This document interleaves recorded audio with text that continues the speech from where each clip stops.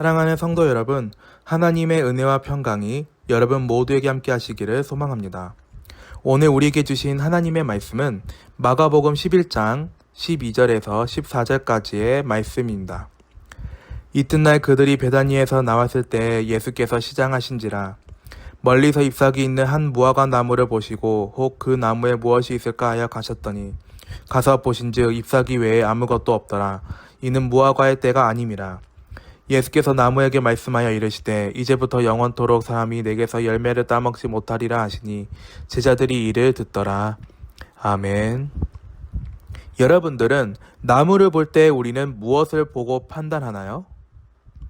아름다운 잎을 보고 참 건강한 나무다라고 생각할 수 있습니다. 그러나 농부에게 중요한 것은 잎이 얼마나 무성한가가 아니라 열매가 얼마나 맺혔는가입니다. 신앙생활도 마찬가지입니다. 교회에 오래 다니고 예배에 참석하고 찬양하고 기도하고 성경을 읽는 것도 중요합니다. 그러나 예수님께서 우리에게 원하시는 것은 단순히 신앙의 모양만 갖추는 것이 아니라 우리의 삶에서 믿음의 열매가 나타나는 것입니다. 오늘 본문에서 예수님께서는 잎사귀가 무성한 무화과 나무를 보셨습니다. 그런데 가까이 가보니 잎사귀 외에는 아무것도 없었습니다. 오늘 말씀을 통하여 우리 자신을 돌아보기를 원합니다. 그리고 이런 질문이 던져집니다. 나는 잎만 무성한 신앙인가? 아니면 하나님께서 기뻐하시는 열매를 맺는 신앙인가? 첫 번째는 예수님은 우리의 겉모습보다 열매를 보십니다. 먼저 13절 말씀에 멀리서 잎사귀 있는 한 무화과 나무를 보시고 혹 그 나무에 무엇이 있을까 하여 가셨더니 가서 보신즉 잎사귀 외에 아무것도 없더라. 이는 무화과의 때가 아님이라 라고 말씀하셨습니다. 예수님께서는 멀리서 무화과 나무에 잎사귀가 있는 것을 보셨습니다. 잎이 있다는 것은 겉으로 보기에는 살아있는 것처럼 보였다는 뜻입니다. 그러나 예수님께서 가까이 가셨을 때 발견하신 것은 잎사귀 뿐이었습니다. 우리의 신앙도 이와 같을 수 있습니다.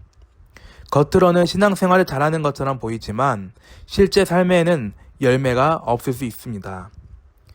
예배는 드리지만 사랑이 없고 기도는 하지만 용서하지 못하고 말씀을 듣지만 순종하지 않고 교회에서는 겸손하지만 가정에서는 자기 마음대로 살아갈 수 있습니다. 예수님께서는 사람들에게 보이는 모습보다 우리 삶의 열매를 보십니다. 그런데 주님께서 우리의 마음과 삶을 자세히 보신다면 어떠할까요? 사랑의 열매가 있을까요? 용서의 열매가 있을까요? 순종의 열매가 있을까요? 섬김의 열매가 있을까요? 예수님께서는 말씀하셨습니다.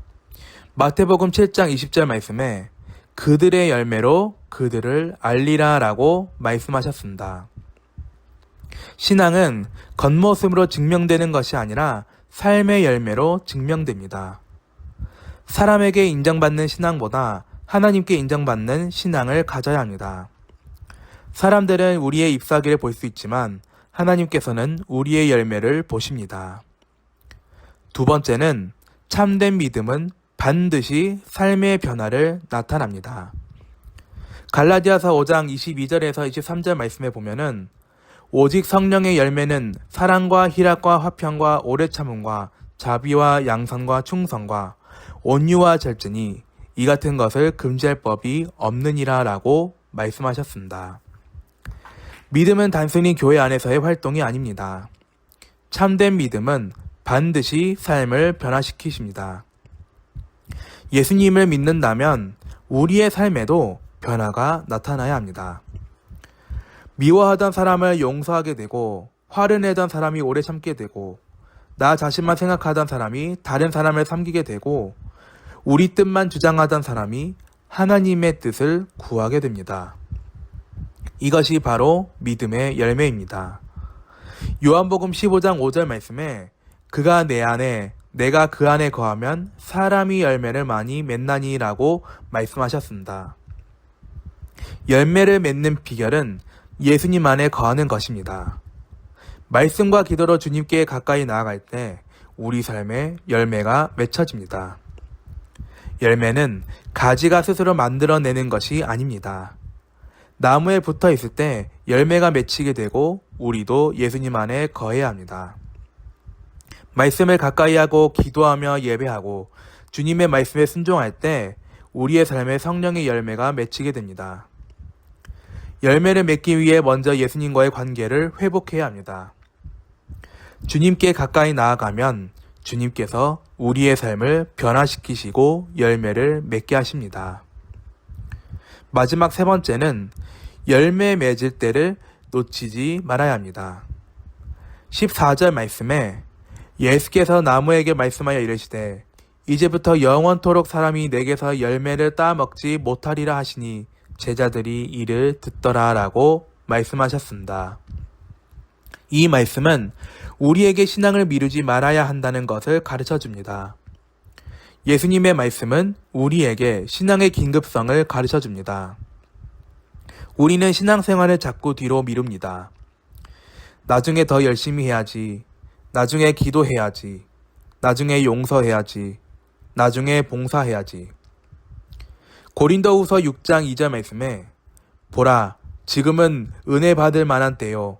보라, 지금은 구원의 날이로다 라고 말씀하셨습니다. 오늘이 하나님께서 주신 기회입니다. 오늘 사랑하고 용서하십시오.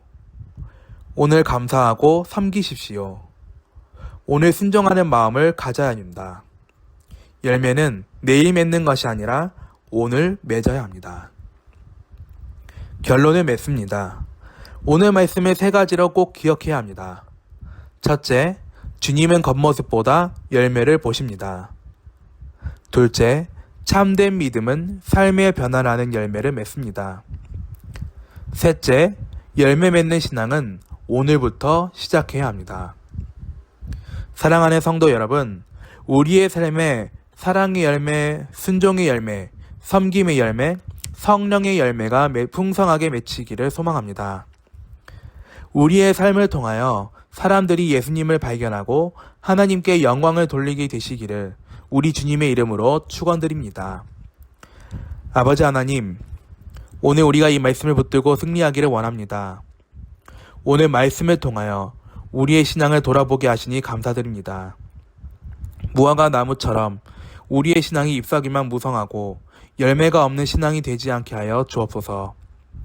사람에게 보이기 위한 신앙이 아니라 하나님께서 기뻐하시는 신앙이 되게 하여 주시고 우리의 삶 속에 사랑의 열매, 기쁨의 열매, 화평의 열매, 인내의 열매, 용서의 열매, 섬김과 순종의 열매가 풍성하게 맺히게 하여 주옵소서. 주님, 우리의 힘과 능력으로 열매를 맺으려 하지 않게 하시고 예수님 안에 거하게 하여 주옵소서. 말씀 안에 거하고 기도 가운데 주님을 가까이 하며 성령님의 인도하심에 순종하는 삶을 살게 하여 주옵소서. 오늘부터 우리의 삶이 변화되게 하여 주시고 미워했던 사람을 사랑하게 하시며 용서하지 못했던 사람을 용서하여 주시고 우리보다 다른 사람을 먼저 돌아보는 믿음을 허락하여 주옵소서. 우리의 삶을 통하여 사람들이 예수님을 발견하게 하시고 우리의 열매를 통하여 하나님께서 영광을 받으시게 하여 주옵소서. 주님께서 우리를 찾아오실 때 열매가 풍성하구나 라고 기뻐하실 수 있는 믿음의 성도들이 되게 하여 주옵소서. 오늘도 말씀을 붙들고 살아가게 하시며 잎사귀만 무성한 신앙이 아니라 열매 맺는 신앙으로 살아가게 하여 주옵소서. 감사드리며 예수님의 이름으로 기도드립니다. 아멘. 오늘 하루도 예수님과 함께 즐겁고 행복한 시간 보내십시오.